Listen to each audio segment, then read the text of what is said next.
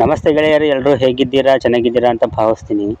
ಈಗ ಸದ್ಯ ಮೋಹನ್ ಲಾಲ್ ರವರ ದೃಶ್ಯಂ 3 ಸಿನಿಮಾ ಮಲಯಾಳಂನಲ್ಲಿ ರಿಲೀಸ್ ಆಗಿ ಎಲ್ಲ ಕಡೆ ಪಾಸಿಟಿವ್ ರೆಸ್ಪಾನ್ಸ್ ತಗೊಳ್ತಾ ಇದೆ.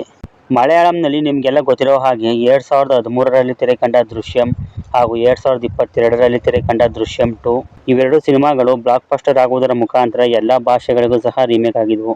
ನಮ್ಮ ಕನ್ನಡದಲ್ಲೂ ಸಹ ಇವೆರಡು ಪಾರ್ಟ್ಗಳನ್ನು ರವಿಚಂದ್ರನ್ ಅವರು ರೀಮೇಕ್ ಮಾಡಿದರು. ಈಗ ಈ ಫ್ರಾಂಚೈಸಿಯ 3ನೇ ಸಿನಿಮಾ ರಿಲೀಸ್ ಆಗಿದೆ.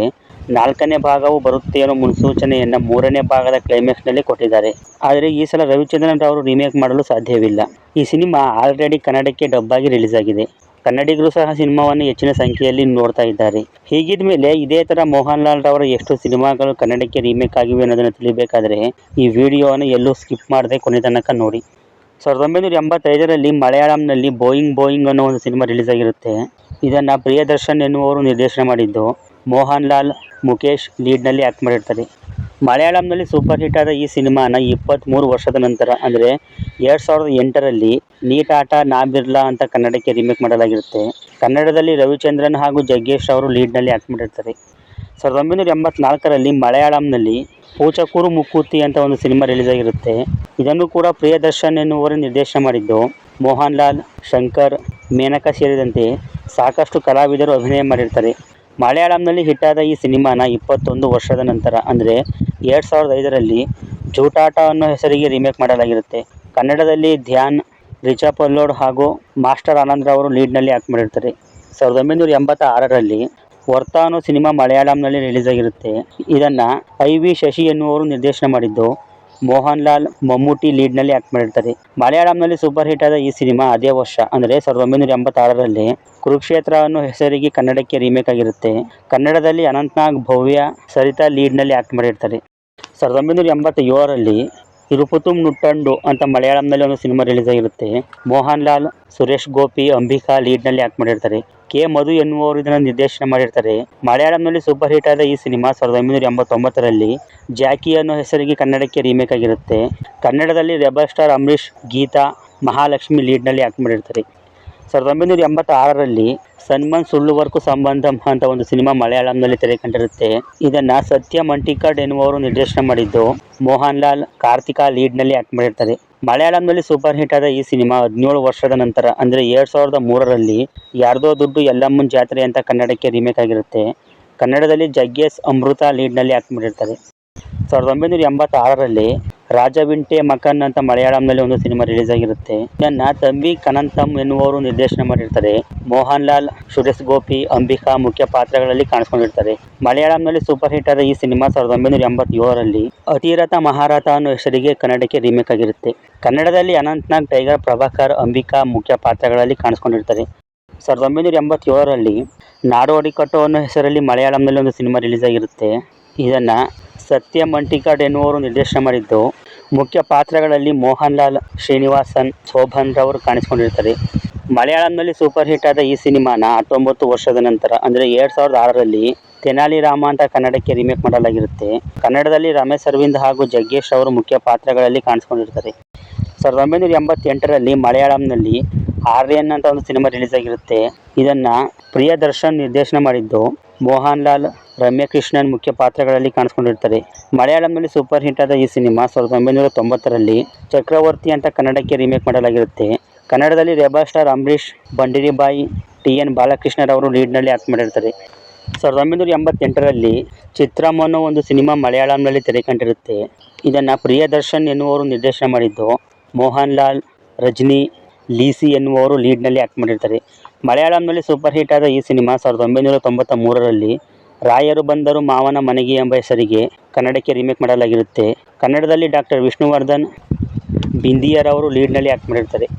1988ರಲ್ಲಿ ಕಿರೀಡಂ ಅಂತ ಮಲಯಾಳಂನಲ್ಲಿ ಒಂದು ಸಿನಿಮಾ ರಿಲೀಸ್ ಆಗಿರುತ್ತೆ. ಇದನ್ನು ಸಿದ್ದಿ ಮಲಾಯಿಲ್ ಎನ್ನುವರು ನಿರ್ದೇಶನ ಮಾಡಿದ್ದು ಮೋಹನ್ ಲಾಲ್, ತಿಲಕನ್, ಪಾರ್ವತಿ ಜಯರಾಮ್ ರವರು ಲೀಡ್ನಲ್ಲಿ ಆ್ಯಕ್ಟ್ ಮಾಡಿರ್ತಾರೆ. ಮಲಯಾಳಂನಲ್ಲಿ ಸೂಪರ್ ಹಿಟ್ ಆದ ಈ ಸಿನಿಮಾ 1991ರಲ್ಲಿ ಮೋಡದ ಮರೆಯಲ್ಲಿ ಅಂತ ಕನ್ನಡಕ್ಕೆ ರೀಮೇಕ್ ಆಗಿರುತ್ತೆ.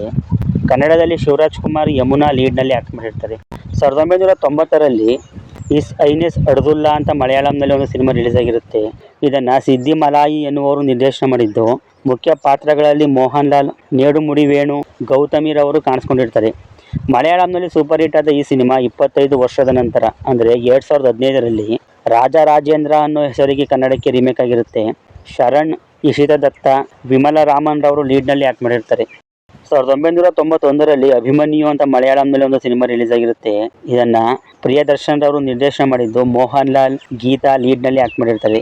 ಮಲಯಾಳಂನಲ್ಲಿ ಹಿಟ್ಟಾದ ಈ ಸಿನಿಮಾ 18 ವರ್ಷದ ನಂತರ ಅಂದರೆ 2009ರಲ್ಲಿ ದೇವರು ಅಂತ ಕನ್ನಡಕ್ಕೆ ರೀಮೇಕ್ ಆಗಿರುತ್ತೆ.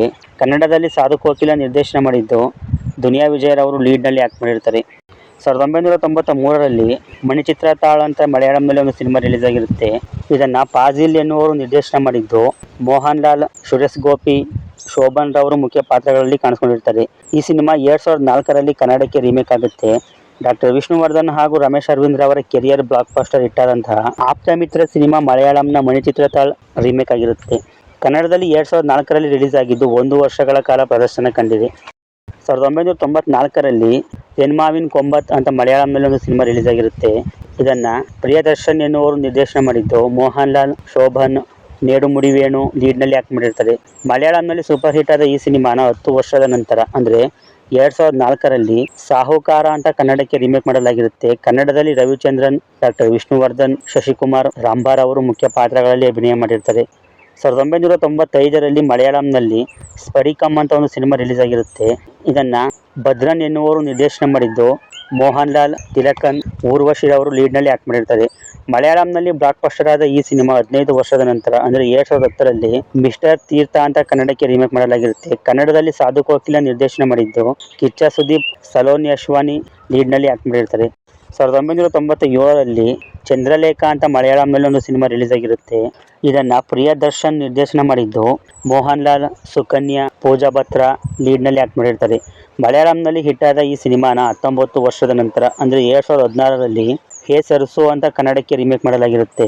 ಕನ್ನಡದಲ್ಲಿ ರಮೇಶ್ ಅರವಿಂದ್, ಸರಿತಾ ಜೈನ್ ಲೀಡ್ನಲ್ಲಿ ಆ್ಯಕ್ಟ್ ಮಾಡಿರ್ತಾರೆ. 2007ರಲ್ಲಿ ಹಲೋ ಅಂತ ಒಂದು ಸಿನಿಮಾ ಮಲಯಾಳಂನಲ್ಲಿ ತೆರೆ ಕಂಡಿರುತ್ತೆ. ಇದನ್ನು ರಫಿ ಮಿಕರ್ಟನ್ ಎನ್ನುವರು ನಿರ್ದೇಶನ ಮಾಡಿದ್ದು, ಮೋಹನ್ ಲಾಲ್, ಪಾರ್ವತಿ ಮೆಲ್ಸನ್ ಮುಖ್ಯ ಪಾತ್ರಗಳಲ್ಲಿ ಅಭಿನಯ ಮಾಡಿರ್ತಾರೆ. ಮಲಯಾಳಂನಲ್ಲಿ ಹಿಟ್ಟಾದ ಈ ಸಿನಿಮಾನ 2012ರಲ್ಲಿ ಮಂಜುನಾಥ BA LLB ಅಂತ ಕನ್ನಡಕ್ಕೆ ರೀಮೇಕ್ ಮಾಡಲಾಗಿರುತ್ತೆ. ಕನ್ನಡದಲ್ಲಿ ಜಗ್ಗೇಶ್, ರೀಮಾ ಲೀಡ್ನಲ್ಲಿ ಆ್ಯಕ್ಟ್ ಮಾಡಿರ್ತಾರೆ. 2013ರಲ್ಲಿ ದೃಶ್ಯಂ ಅಂತ ಮಲಯಾಳಂನಲ್ಲಿ ಒಂದು ಸಿನಿಮಾ ರಿಲೀಸ್ ಆಗಿರುತ್ತೆ. ಇದನ್ನು ಜೀತು ಜೋಸೆಫ್ ಎನ್ನುವರು ನಿರ್ದೇಶನ ಮಾಡಿದ್ದು, ಮೋಹನ್ ಲಾಲ್, ಮೀನಾ, ಆಶಾ ಶರತ್ ಲೀಡ್ನಲ್ಲಿ ಆ್ಯಕ್ಟ್ ಮಾಡಿರ್ತಾರೆ. ಮಲಯಾಳಂನಲ್ಲಿ ಬ್ಲಾಕ್ ಬಸ್ಟರ್ ಆದ ಈ ಸಿನಿಮಾನ ಅದೇ ವರ್ಷ ಅಂದರೆ 2013ರಲ್ಲಿ ದೃಶ್ಯ ಅಂತ ಕನ್ನಡಕ್ಕೆ ರೀಮೇಕ್ ಮಾಡಲಾಗಿರುತ್ತೆ. ಕನ್ನಡದಲ್ಲಿ ರವಿಚಂದ್ರನ್, ನವ್ಯ ನಾಯರ್ ಲೀಡ್ನಲ್ಲಿ ಆ್ಯಕ್ಟ್ ಮಾಡಿರ್ತಾರೆ.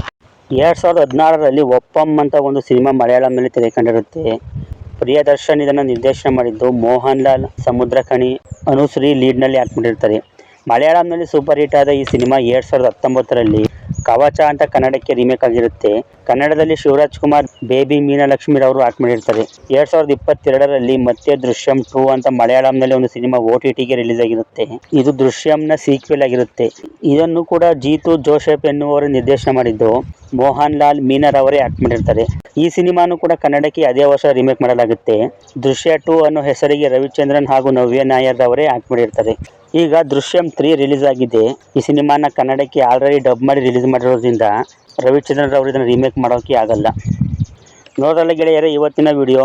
ನಿಮಗೆ ಮೋಹನ್ ಲಾಲ್ ರವರ ಯಾವ ಸಿನಿಮಾ ಇಷ್ಟ ಅನ್ನೋದನ್ನು ಕಮೆಂಟ್ ಮಾಡಿ ತಿಳಿಸ್ಕೊಡಿ. ವಿಡಿಯೋ ಇಷ್ಟ ಆಗಿರೋ ಒಂದು ಲೈಕ್ ಮಾಡಿ. ಇದೇ ಥರ ವಿಡಿಯೋಗಳಿಗಾಗಿ ಚಾನಲ್ನ ಸಬ್ಸ್ಕ್ರೈಬ್ ಮಾಡ್ಕೊಳ್ಳಿ. ಫೇಸ್ಬುಕ್ನಲ್ಲಿ ಫಾಲೋ ಮಾಡೋದನ್ನು ಮರಿಬೇಡಿ. ಸಿಗೋಣ ಮುಂದಿನ ವಿಡಿಯೋದಲ್ಲಿ. ಬಾಯ್.